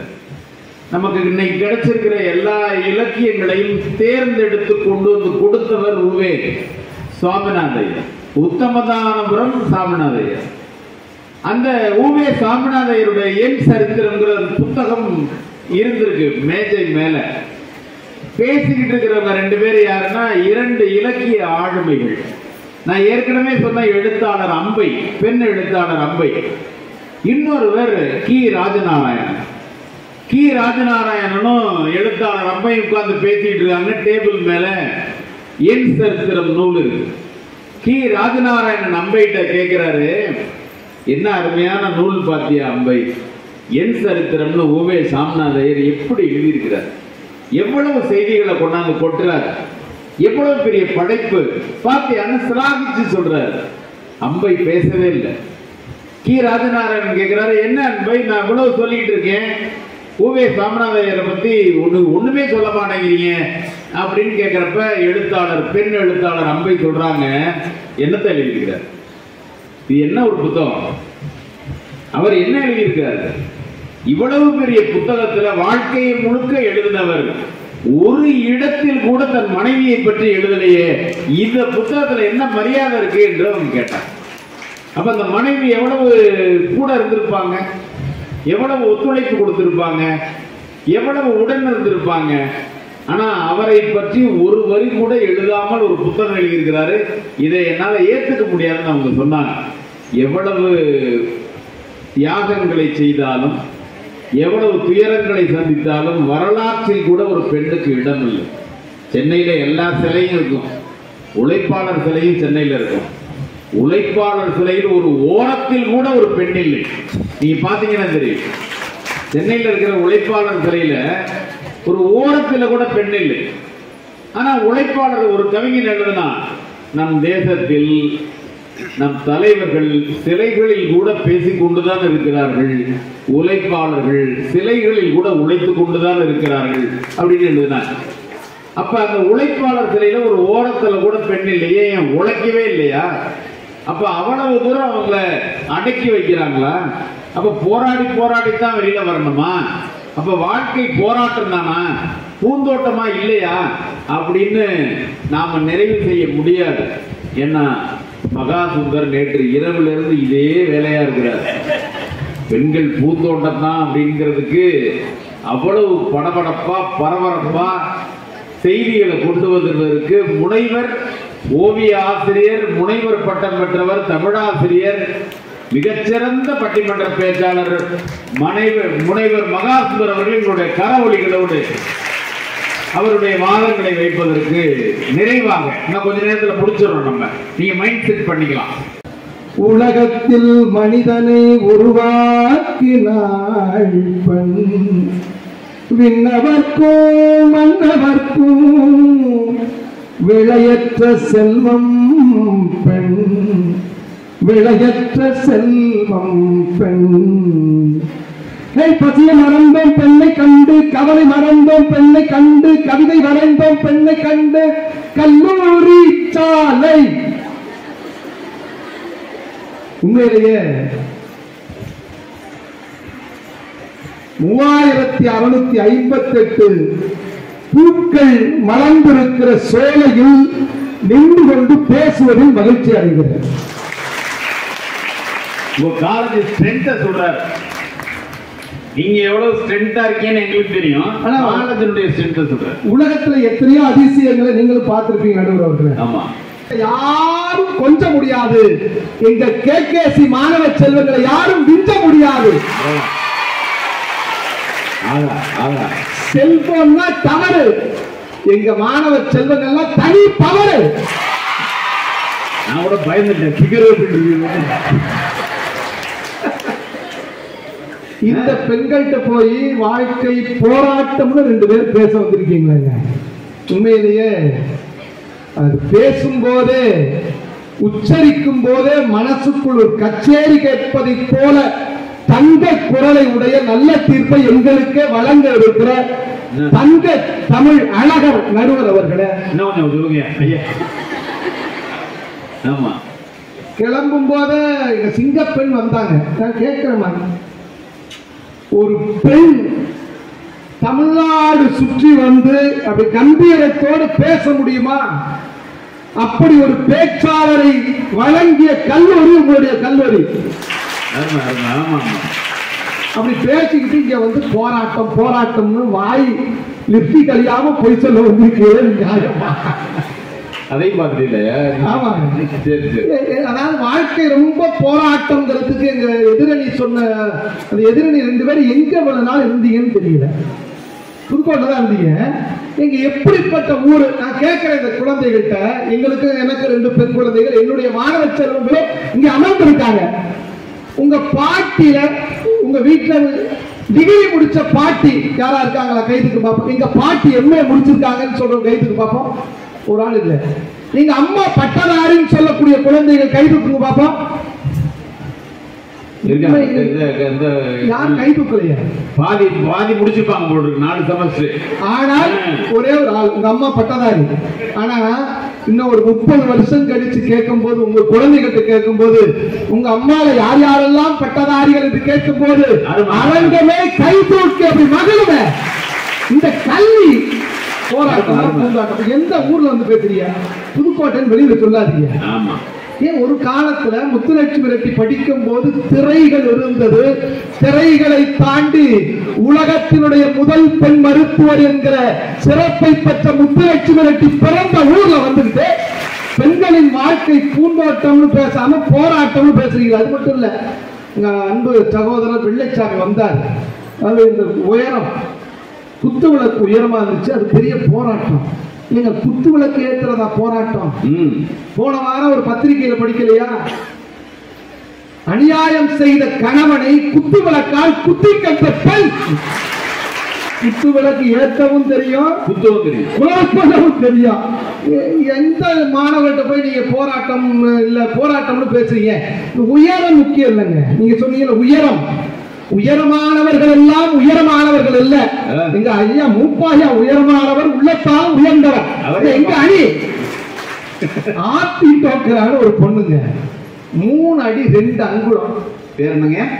ஆர்த்தி டோக்கராங்கிற ஒரு பெண், 3 அடி 2 அங்குலம். அந்த பெண்ணை எவ்வளவு கேவலமா பேசுறாங்க. இதெல்லாம் புள்ளையா புள்ளையான்னு பேசுனாங்க. அந்த குழந்தை அதுக்கெல்லாம் கலங்கவே இல்லை. அந்த பெண் குழந்தைகிட்ட அப்பா அம்மா கேட்டாங்க, உன்னுடைய ஆசை என்ன? எல்லாரும் என்ன கேவலமா பார்க்கறாங்கல்ல, எல்லாரும் என்னை நிமிர்ந்து பார்க்கக்கூடிய அளவுக்கு, எல்லாரும் எனக்கு சல்யூட் பண்ற அளவுக்கு இந்த மாநிலத்தில் ஏதோ ஒரு மாவட்டத்தில் மாவட்ட ஆட்சித்தலைவராக வர வேண்டும் என்று ஆசைப்பட்ட ஆட்சி தோற்கிறார். இன்னைக்கு அஜ்மீர் நகரத்தினுடைய மாவட்ட கலெக்டராக இருக்கிறார் என்று சொன்னால் போராட்டங்களை தாண்டி பூந்தோட்டமாக மாற்றியவர்கள் பெண்கள். நல்ல கை தரலாம். நீங்க அந்த பெண்ணை கேட்டாங்க, நீங்க ரொம்ப எது சந்தோஷமா நினைக்கிறீங்க கேட்கும்போது, எவ்வளவு உயரமான ஆளா இருந்தாலும் என்ன பார்க்கும்போது தலை குனிந்துதான் என்னை பார்க்க முடியும் என்று நம்பிக்கையோடு சொன்னாரே. போராட்டம் தாங்க வாழ்க்கை. நான் ஒத்துக்கிறேன், போராட்டம் நிறைந்ததுதான் வாழ்க்கை. ஒரு காலத்தில் வீட்டில் பெண்களை பாதுகாப்பதே சிரமம், கருவறை கூட கல்லறையாக இருந்த காலம் ஒன்று உண்டு. ஆனா இன்னைக்கு மாற்றியாச்சு. ஒரு காலத்தில் வீட்டில் பெண்களை பாதுகாப்பது சிரமம் என்ற நிலைமையை மாற்றி இன்றைக்கு வீட்டை மட்டுமல்ல நாட்டை பாதுகாப்பதே பெண்கள் என்கிற நிலை வந்திருக்கிறதா இல்லையா? வீட்டுல குடும்ப பட்ஜெட்டை போடுறதும் பெண்ணு, நாட்டினுடைய நிதியமைச்சராக இருந்து நாட்டின் பட்ஜெட்டை போடுவதும் யாரு? இந்த நாட்டினுடைய குடியரசுத் தலைவர் யாரு? ஒரு காலத்துல வீட்டுல என்ன சொன்னாங்க, வீட்டுக்குள்ளே பெண்ணை பூட்டி வைப்போம் என்ற விந்தை மனித தலைக விழுந்தார். இப்ப பாருங்க, ஒரு காலத்தில் தலையணைக்கு உரைமாட்ட மட்டும் தெரிந்த எங்கள் பெண்கள் இன்றைக்கு வீட்டை விட்டு வெளியில போகும்போது துணை வேணுமா? எந்த காலத்துல இருக்கீங்க? தலையணைக்கு உரைமாட்ட மட்டும் தெரிந்த எங்கள் பெண்கள் இன்றைக்கு போர்க்களத்தில் துப்பாக்கிகளுக்கு தோட்டாக்களை மாற்றிக் கொண்டிருக்கிறார்கள் என்று சொன்னால் தடைகளை மீறி பூந்தோட்டம் ஆக்கியவர்கள் பெண்கள். இன்னைக்கு போது நடந்த குடியரசு தின அணிவகுப்புல யார் தெரியுமா தலைமை தாங்கிறது? எப்போதும் ஆண்கள் தான் அந்த பேரடுக்கு தலைமை தாங்கி வழிநடத்தி செல்வார்கள்.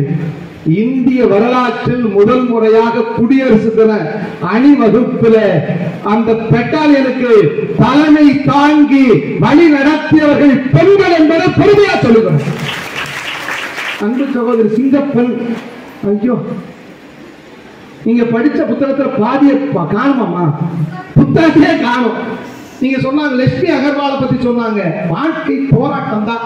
ஆனா எங்க ஐயா சொன்னால முடிவை பாருங்க, பாதி படம் பார்த்துட்டு பாதி புத்தகத்தை பார்த்துட்டு பேசாதீங்க. கிளைமேக்ஸுக்கு வரணும். கிளைமேக்ஸ் பார்க்கணுமா இல்லையா? அர்ச்சனா குமாரின்னு ஒரு பெண், அர்ச்சனா குமாரி என்கிற ஒரு பெண் பீகாரிலே பிறந்தவர். நல்ல பெண்கள் பேர்ல நல்ல நிலையில் வச்சிருக்கீங்க நடுவர் அவர்களே. எண்கள் இல்லாமல் கூட கணிதம் இருக்கலாம், பெண்கள் இல்லாமல் மனிதம் இல்லவே இல்லை. நீங்க மண்ணின் மைந்தரா இருக்கலாம், மண்ணின் மைந்தராக இருக்கக்கூடிய எல்லோரும் ஒரு பெண்ணின் மைந்தர்கள் என்று நினைவோடு பேசுங்க. அதனால பெண்கள் பேரை நினைவு வச்சுக்கணும். அர்ச்சனா குமாரின் ஒரு பெண், ஒரு கயவன் காதலித்தான், இந்த பெண் காதலிக்கல, மூஞ்சில் ஆசிட்டு ஊத்திட்டான். வாழ்க்கை கொடுமையானது. அவளால ஒரு கண்ணு போச்சு, குரல் வளை பாதிக்கப்பட்டது, அவனால் சாப்பிட முடியவில்லை. ஆசிட் ஊத்தின கொடியவனை ஜெயில போட்டாங்க. இந்த பெண்ணால தண்ணீர் கூட குடிக்க முடியவில்லை. ஆனால் ஆசிட் ஊத்திய அந்த கொடியவனுக்கு ஜெயில வாரத்துக்கு ஒரு நாள் கோழிக்கறி. வெளியில வந்துருவான், நம்ம நாட்டு சட்டம் அப்படிதான். வெளியில வந்துட்டான். இந்த பெண் இதோடு வாழ்க்கை முடங்கி போனது. அவளால் ஒரு கண் இல்லை, குரல் பாதிக்கப்பட்டு அவளால் பேச முடியவில்லை. 23 அறுவை சிகிச்சைகளை செய்து கொண்ட அந்த அர்ச்சனா குமாரி முடங்கி போய்விடவில்லை. குழந்தைகளை எதிர்மா வாழ்க்கை போராட்டங்களை கண்டு முடங்கி வீட்டில் அடைபட்டு கிடப்பதல்ல வாழ்க்கை. என்ன செய்தால் தெரியுமா? எனக்கு நேர்ந்த கொடுமை இனி எந்த பெண்ணுக்கும் நடக்கக்கூடாது என்று இந்த ஆசிட் ஊத்துவதற்கு காரணமாக இருக்கக்கூடிய ஆசிட் விற்பனையை தடை செய்வதே என்னுடைய முதல் பணி என்று சொல்லி நீதிமன்ற படிக்கட்டுகளில் ஏறி ஆசிட் விற்பனையை தடை செய்து புரட்சி செய்தால் அர்ச்சனா குமாரி. நீங்க வெற்றி தோல்வியில் இல்ல வாழ்க்கை. ஜல்லிக்கட்டுல காளைகளை இழுத்துட்டு போறது யாருமா? ஆண்கள் தானே. உடைச்செறிஞ்சா ஒரு வீர தமிழச்சி சொன்னாங்கல்ல, மச்சான் தோற்றாலும் ஜெயித்தாலும் மீசைய நொறுக்கு என்ற ஆண்களின் களமாக இருக்கக்கூடிய ஜல்லிக்கட்டு களத்தில ஒரு அடக்க முடியாத காளையை முதலில் எடுத்துட்டு போனா அலங்காநல்லூர் ஜல்லிக்கட்டுல யார் தெரியுமா? யோக தர்ஷினி என்கிற 18 வயசு வீர தமிழச்சி. பெண்கள்னாலே கொஞ்சம் கேவலமா பார்க்கக்கூடிய உலகம் தானே. எல்லாருக்கும் பரிசு கொடுத்தாங்க. தோத்து போயிடுச்சு யோகதர்ஷினுடைய காளை. வீரத்தமிழச்சி யோகதர்ஷினி ஒரு பெண்ணாக இருந்து காளையை களத்திற்கு எடுத்து வந்ததால் அவனுக்கும் பரிசளிக்கிறோம் நாங்க. நிப்பாட்டி அம்மால ஜெயிச்சவனுக்கு கொடு, தோத்த காளைகளுக்கெல்லாம் நீ பரிசு கொடுப்பதாக இருந்தால் இந்த அலங்காநல்லூர் ஜல்லிக்கட்டிலே தோற்ற எல்லா காளைகளுக்கும் நீ தர வேண்டும். உன்னுடைய பரிசு எனக்கு தேவையில்லை என்று அந்த காளையை பெருமிதத்தோடு அழைத்து சென்று அடுத்து வந்த களத்தில் எல்லாம் வெற்றி பெற வைத்தவன் யோகதர்ஷினி வீரத்தமிழுக்கு.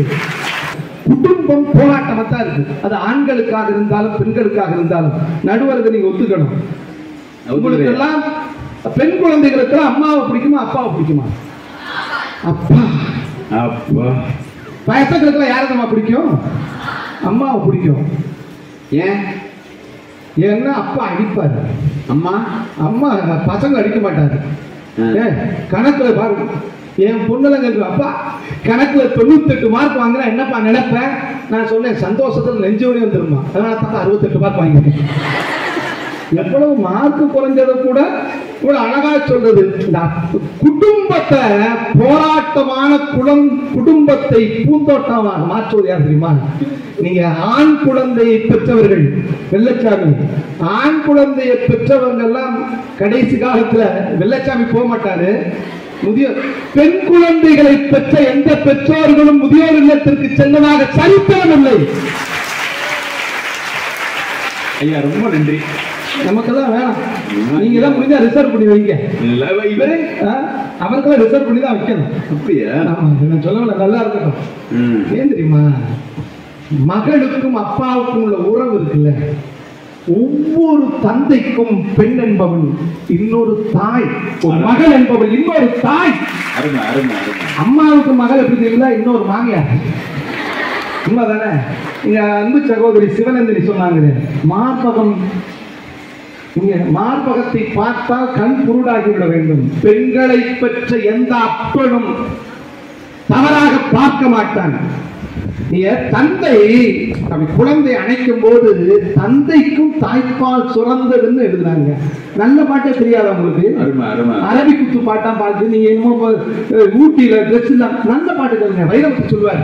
ஒரு வார்த்தை கவிங்க, செல்வ மகள் அழுகை போல் ஒரு சில்லென்ற சங்கீதம் கேட்டதில்லை, பொன்மகளின் புன்னகை போல் யுக பூக்களுக்கு புன்னகைக்க தெரியவில்லை, என் பிள்ளை எட்டு வைத்த அடையை போல ஒரு இலக்கண கவிதையும் நடந்ததில்லை, முத்துக்கள் சிரிக்கின்ற மழலை போல ஒரு 300 மொழிகளின் பாஷை இல்லை. வார்த்தை கவிங்க, தந்தைக்கும் தாயமுதம் சுரந்ததம்மா, என் தங்கத்தை மார்போடு அழைக்கையிலே, என் தேவதையே பொன்வாய் பேசும் தாரகையே, பொய் வாழ்வின் பூரணமே பெண் பூவேவா. என்ன பாட்டுவாங்க? குடும்பத்தை கூட பூந்தோட்டமாக மாற்றுவது எங்கள் அன்பு தங்கங்கள் என்பது உண்மையா இல்லையா? நல்ல கைதற்கு பார்ப்போம். சித்தார்த் என்ன பண்ணார்? மங்களூரில வாழ்க்கையை வாழ தெரியாமல் ஆயிரக்கணக்கான அந்த ஊழியர்களுக்கு என்ன பதில் சொல்வது என்று தெரியாமல் மங்களூரில் ஒரு ஆற்றில் விழுந்து தற்கொலை செய்து கொண்டார். என்ன செய்ய போகிறது? காபி டே. அழுது புலம்பிக் கொண்டிருக்கும் போது சித்தார்த்தனுடைய மனைவி மாளவிகா தன் கணவனை இழந்த துயரம். ஆயிரக்கணக்கான ஊழியர்களுக்கு வாழ்க்கை கொடுக்க வேண்டும், எப்படியாவது காபி டே நிறுவனத்தை மீட்க வேண்டும் என்கிற வெறியோடு கணவன் அந்த வணிகத்தில் தோற்று போனால் அழுது புலம்பிக் கொண்டிருக்காமல் மாளவிகா, எஸ் எம் கிருஷ்ணாவுடைய மகள், முன்னாள் அமைச்சர் எஸ் எம் கிருஷ்ணாவுடைய மகள் மாளவிகா என்ன செய்தால் தெரியுமா? அந்த தோற்று போய் கொண்டிருக்கிற காபி டே நிறுவனத்துடைய சிஓவாக பதவியேற்று நட்டத்தில் ஓடிக்கொண்டிருந்த 7000 கோடி நட்டத்தில் ஓடிக்கொண்டிருந்த காபி டே அந்த நிறுவனத்தை லாபத்தை நோக்கி திருப்பி தன் உழைப்பை கொடுத்து அந்த குடும்பத்தையும் அந்த நிறுவனத்தையும் தூக்கி பிடித்தால் என்று சொன்னால் அதுதான் பெண்ணின் ஆற்றல். எல்லா பிரச்சனைகளையும் போராட்டங்களையும் தாண்டி அதை பூந்தோட்டமாக மாற்றக்கூடிய ஆற்றல் படைத்தவர்கள் இங்கே அமர்ந்திருக்கக்கூடிய தங்க பெண்கள் என்று சொல்லி அந்த தீர்ப்பை நீங்கள் வழங்க வேண்டும் என்று கேட்டுக்கொண்டு, அந்த தீர்ப்பை தான் எங்கள் அன்பு தங்கங்கள் விரும்புகிறார்கள் என்பதற்கு அவர்கள் தட்டக்கூடிய கைதட்டலே சாட்சி என்று சொல்லி விடைபெறுகிற. நன்றி, வணக்கம். ஆனா என்னுடைய மகிழ்ச்சி பெருமை எல்லாம் நீங்க ரொம்ப அருமையா கேட்டீங்க, அதான் ரொம்ப மகிழ்ச்சி. ரொம்ப அத உள் வாங்கினீங்க, பேச்ச உள்ள வாங்கிக்கணும், ரிசீவ் பண்ணிக்கணும். இவங்க என்ன பால் போட்டாலும் அதை அப்படியே அடிச்சு எடுத்து கைதட்டி நீங்க ரசிச்ச பாங்குக்கு உங்களுக்கு என்னுடைய பாராட்டுக்களை, வாழ்த்துக்களை நான் ரொம்ப அன்போட தெரிவிச்சுக்கிறேன். அந்த வாய்ப்பை நம்முடைய முதல்வர் அவர்களும் துறை தலைவர் அவர்களும் வழங்கினார்கள். அவர்களுக்கு என்னுடைய நன்றியை நான் தெரிவிச்சுக்கிறேன். இப்ப 2 அணியினுடைய கருத்துக்களை நீங்க கேட்டீங்க, போராட்டமா பூந்தோட்டம். நேற்றைக்கு ஒரு கவிதை படிச்சேன், ஜெயஸ்ரீ என்பவர் எழுதின ஒரு கவிதை தொகுப்புக்கு நான் ஒரு அணிந்துரை எழுதிட்டு இருந்தேன். அவர் எழுதியிருக்காரு, தலை குனிந்தால்தான் தழுவிக் கொள்கிறாய், இந்த மழை கூட ஒரு ஆண் தான் எழுதியிருந்தாங்க. தலை குனிந்தால் தழுவிக் கொள்கிற இந்த மழை கூட ஒரு ஆண் அப்படின்னு எழுதியிருந்தாங்கன்னா எல்லா இடத்துலையும் ஆணாதிக்கம் இருக்கு. சமீபத்தில் புதுசா கல்யாணம் ஆன ஒரு கணவன் மனைவி, அந்த கணவன் கேட்கிறான், இன்னைக்கு என்ன சாம்பார் அப்படின்னு கேட்கிறான். அந்த அம்மா பாட்டு போயிருச்சு உள்ள. கொஞ்ச தூரத்துல மறுபடியும் போயிட்டு இன்னைக்கு என்ன சாம்பார் அப்படின்னா மறுபடியும் போயிருச்சு உள்ள.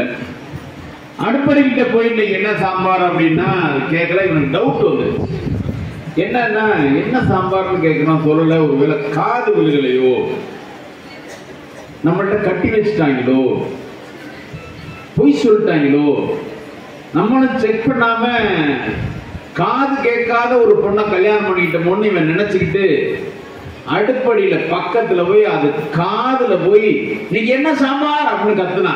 யோ, முருங்கைக்காய் சாம்பார் 4 தடவை சொல்லிட்டேன், ஏன் கத்துற அப்படின்னு இருக்காது. இவனுக்கு காது விழுகல.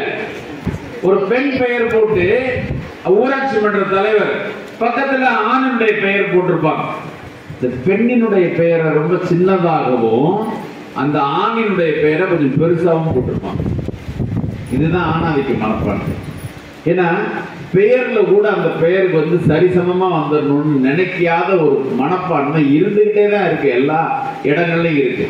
ஆனா உண்மையிலே பூந்தோட்டம் தானா, போராட்டம் தானா, இவ்வளவு கஷ்டங்கள் இப்ப இருக்கா அப்படின்னா நான் கொஞ்சம் புதுக்கோட்டையை வச்சே சொல்றேன். இவங்கெல்லாம் வெளிநாட்டுல இருக்கிற பெண்களை வச்சு எல்லாம் பேசினாங்க. நான் இங்க உள்ள ஒரு 4 செய்திகளை மட்டும் சொல்லிட்டு இந்த அரங்கத்தை நான் நிறைவு செய்யறேன். போராட்டம் இருக்கு, நிறைய இடங்கள்ல அதெல்லாம் இருக்கு. புதிய மாதவி அப்படிங்கிற ஒரு எழுத்தாளர் சொல்றாங்க, நாங்க எழுத்தாளர்கள், பெண்கள் எழுத்தாளர்கள் எப்ப எழுதுவீங்க அப்படின்னு கேட்டா என்னுடைய 25வது மணி நேரத்துல நான் எழுதுனேன் அப்படிங்கிறாங்க. அப்ப 24 மணி நேரமும் ஆண்களுக்காக வேலை செஞ்சுட்டு என்னுடைய 25வது மணி நேரத்துல எழுதுறேங்கிற ஒரு பெண் எழுத்தாளர் இருக்கிறப்ப அவ்வளவு போராட்டம் நிறைந்த வாழ்க்கையில இன்னைக்கு வாழ்க்கை எப்படி இருக்கு. அவர் சொன்னாரு, முத்துலட்சுமி ரெட்டியை பத்தி நீங்க எல்லாருமே குறிப்பிட்டீங்க. முத்துலட்சுமி ரெட்டி தான் முதல் மாணவி. இன்னைக்கு சொன்னார்ல ஐயா, 3658 பேர் இங்க படிக்கிறீங்க. முத்துலட்சுமி ரெட்டி என்கிற ஒரே ஒரு பெண்மணி இங்க படிச்சாங்க. இன்னைக்கு அவனுடைய எண்ணிக்கை எத்தனை மடங்கு அதிகரிச்சிருக்கு அப்படின்னு பாருங்க. அருமையான ஒரு செய்தியை மகாசுந்தர் சொன்னார். உங்க பாட்டி படிக்கல, உங்க அம்மாக்கள்ல ரொம்ப வெகு சிலர் தான் கிராஜுவேட்ஸ்.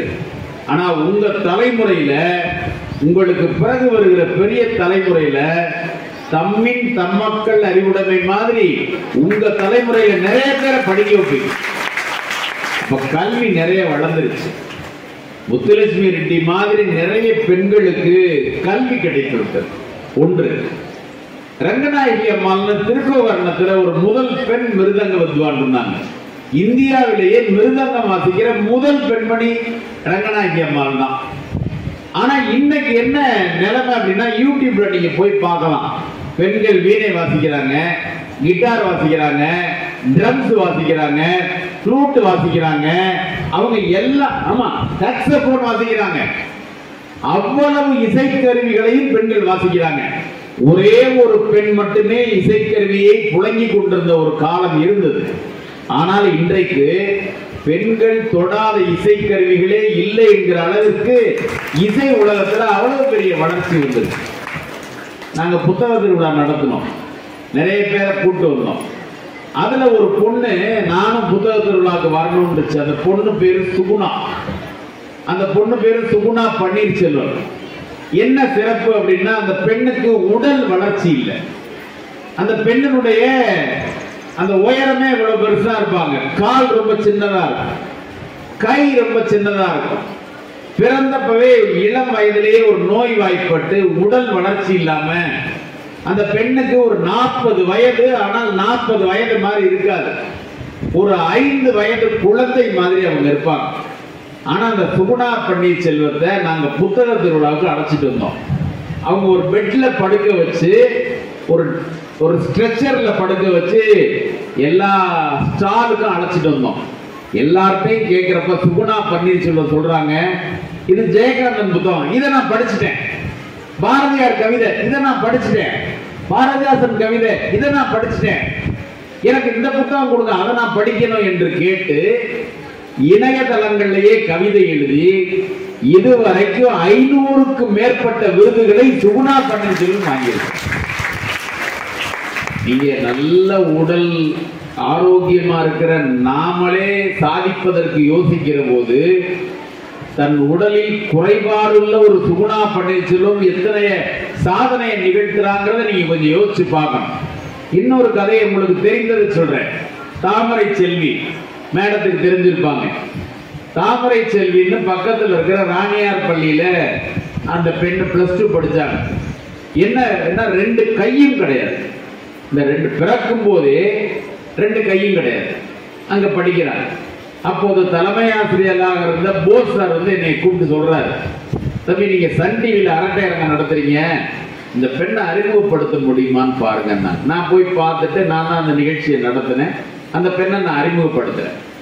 அந்த சன் டிவியில் அறிமுகப்படுத்தினோன்னா உலக மக்களுக்கெல்லாம் அந்த பெண்ணை பார்த்து கண்ணீர் விட்டு நிறைய உதவிகள் செஞ்சாங்க.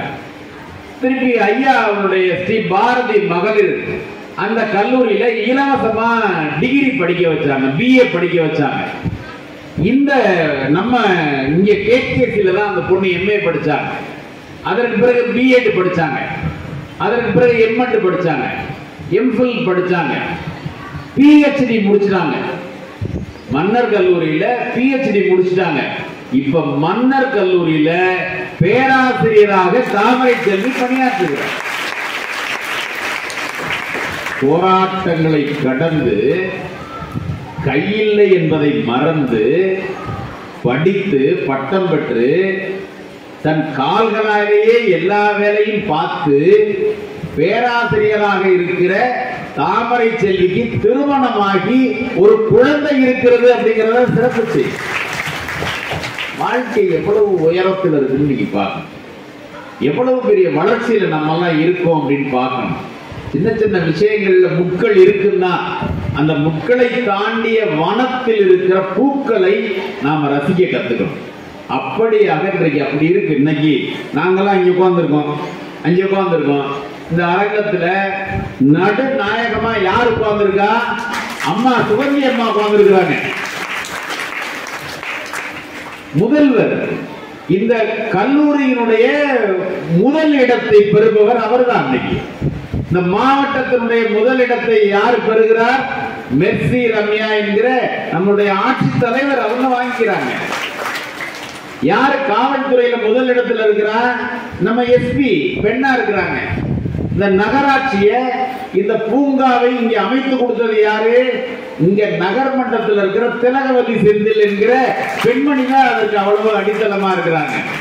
இவ்வளவு பதவிகளுக்கும் இவ்வளவு உயரங்களுக்கும் இவ்வளவு பொறுப்புகளுக்கும் பெண்கள் வந்துவிட்ட ஒரு காலம் இருக்கிறது. அதே நேரத்தில் பெண்களுக்கு போராட்டம் இல்லையா? இருக்கு. 10 வயது பெண் குழந்தைய குழந்தைன்னு பார்க்காம பாலியல் பலாத்காரம் பண்றாங்க. அதே நேரத்தில் என்ன பண்றாங்க? அதற்கு எதிராக 2 நாளைக்கு முன்னால் உள்ள செய்தி, 10 வயது ஒரு 10ஆம் வகுப்பு படிக்கிற ஒரு பெண் குழந்தைய ஒருத்தன் பாலியல் பலாத்காரம் பண்றான், தவறான இடங்கள்ல தொடுறான், சீன்றான். ஆனால் அந்த பெண் தைரியமா போய் காவல்துறையில புகார் கொடுத்து அந்த வழக்கை ஒரு பெண் வாதிட்டு இன்னொரு பெண்ணாக இருக்கிற காவல்துறை அதிகாரி அதற்கு உறுதுணையாக இருந்து விசாரணை நடத்தி நேற்றைக்கு மகிழா நீதிமன்றத்தில் இந்த பெண்ணை தொட்டவனுக்கு 20 ஆண்டுகள் கடுங்காவல் தண்டனை. 20 ஆண்டுகள். சட்டம் எங்கே துணை செய்து பாருங்க. அப்ப ஒரு பெண்ணுக்கு ஒரு சிறிய இடர் என்றால் கூட ஓடி வந்து உதவுகிற ஒரு சட்ட பாதுகாப்பு இந்த பெண்களுக்கு இருக்கு. அந்த வகையில போராட்டம் கொஞ்சம் இருந்தாலும் கூட பெண்களுடைய வாழ்வில், வளர்ச்சியில், உயரத்தில், கல்வியில், கலைகளில், இப்படி எல்லாத்திலும் பூந்தோட்டமாய் அவர்களுடைய வாழ்க்கை இழுக்கிறது. கல்வியில் நீங்கள் உயர வேண்டும், கலைகளில் உயர வேண்டும், இன்னும் பெரிய உயரங்களுக்கு நீங்கள் வர வேண்டும். இந்த இடத்தில் அமர்ந்திருக்கிற நீங்களெல்லாம் நாளை இந்த இடத்தில் அமர்கிற சிறப்புக்குரியவர்களாய் மாற வேண்டும்.